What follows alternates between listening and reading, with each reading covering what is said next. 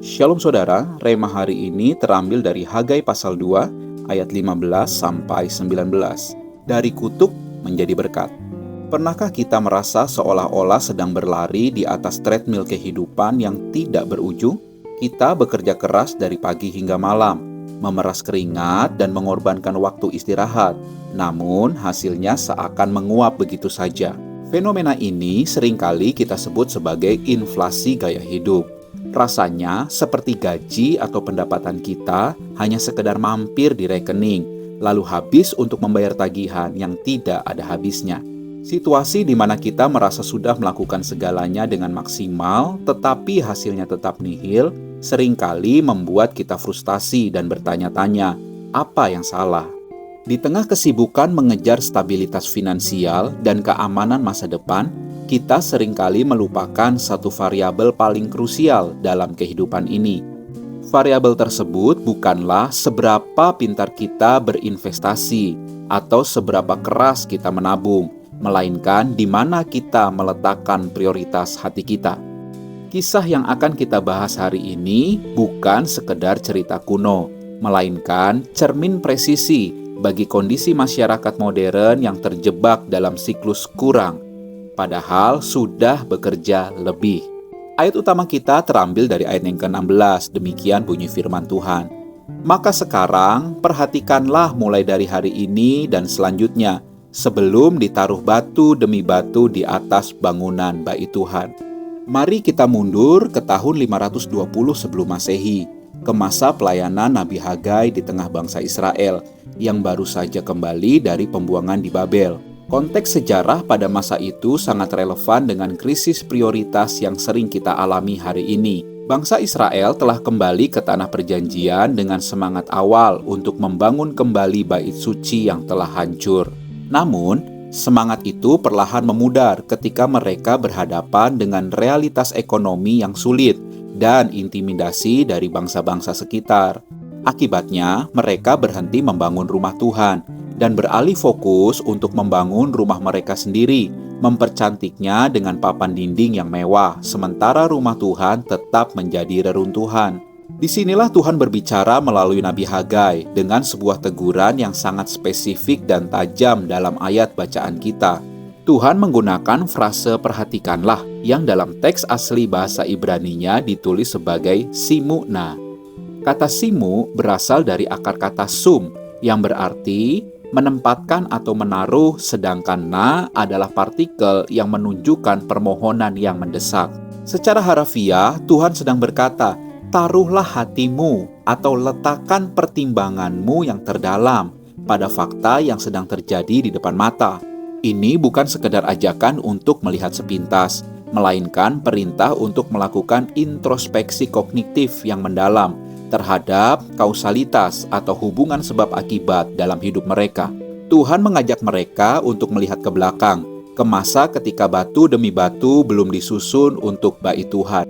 Fakta sejarah mencatat bahwa pada periode penundaan pembangunan itu, bangsa Israel mengalami resesi ekonomi yang parah yang bersumber dari kegagalan panen. Nabi Hagai menggambarkan bahwa ketika seseorang berharap memperoleh 20 gantal gandum, ternyata yang didapat hanya 10.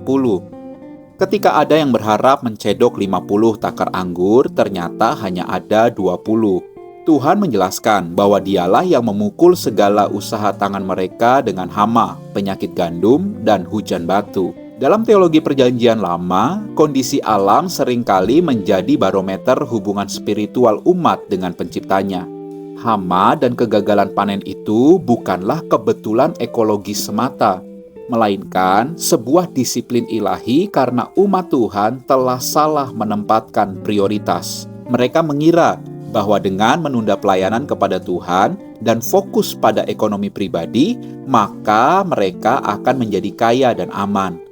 Namun, riset terhadap teks ini menunjukkan ironi yang tragis, yaitu semakin mereka egois menahan sumber daya untuk diri sendiri, semakin bocor kantong uang mereka. Tuhan kemudian menantang mereka dengan pertanyaan retoris di ayatnya yang ke-19. Apakah benih masih ada dalam lumbung? Pertanyaan ini diajukan pada tanggal 24 bulan ke-9. yang dalam kalender Ibrani jatuh pada bulan Kislev atau sekitar bulan November sampai bulan Desember. Dalam siklus pertanian Israel kuno, ini adalah akhir musim tanam gandum di musim dingin dan awal memasuki musim hujan.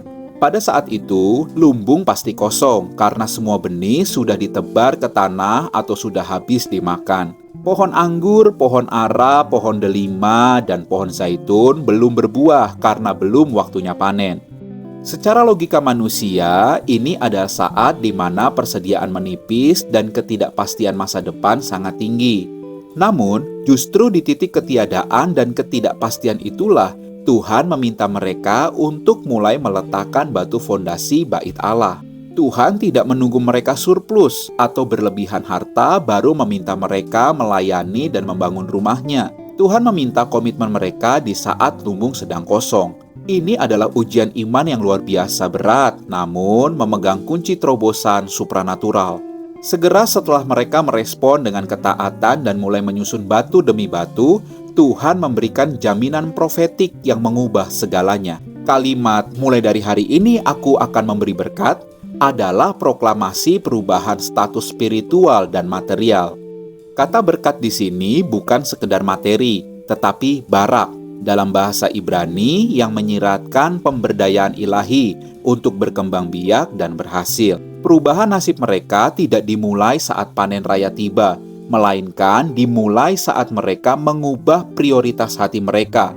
Perubahan nasib mereka tidak dimulai saat panen raya tiba, melainkan dimulai saat mereka mengubah prioritas hati mereka detik itu juga.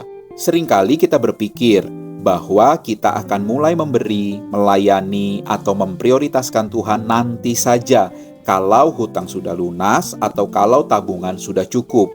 Pola pikir seperti ini adalah jebakan yang sama yang dialami oleh bangsa Israel pada zaman Nabi Hagai. Kita menunda membangun rumah Tuhan demi mempercantik rumah kita sendiri dengan harapan hidup kita akan lebih aman dan nyaman. Namun, kenyataannya sering membuktikan sebaliknya. Semakin kita genggam erat hidup kita, semakin hidup itu terasa sulit dan penuh kebocoran. Hari ini, mari kita ubah arah fokus kita. Jangan menunggu lumbung penuh baru percaya kepada Tuhan. Jangan menunggu segala sesuatu sempurna dulu, baru mulai menempatkan Tuhan sebagai yang terutama. Ketaatan kita di tengah kekurangan adalah pemicu turunnya berkat Tuhan. Tuhan tidak membutuhkan harta kita, karena Dia adalah pemilik segalanya. Tetapi Dia menginginkan hati yang memprioritaskan Dia di atas segalanya. Mulai hari ini, mari kita periksa kembali susunan prioritas di dalam hidup kita. Apakah kita sedang sibuk menyusun batu bata ambisi pribadi, sementara rumah Tuhan dalam hidup kita terbengkalai? Mari kita ambil langkah iman untuk mendahulukan kerajaan Allah, baik dalam waktu, tenaga, maupun keuangan kita.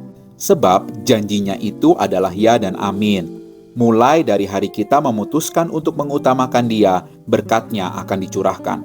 Biarlah kita menjadi umat yang cerdas secara spiritual, yang mengerti bahwa kunci kelimpahan sejati bukan pada seberapa keras kita menahan, tetapi pada seberapa berani kita untuk mengutamakan Sang Pemberi hidup. Selamat mengutamakan Tuhan, dan bersiaplah menuai berkat-Nya yang melimpah mulai dari hari ini.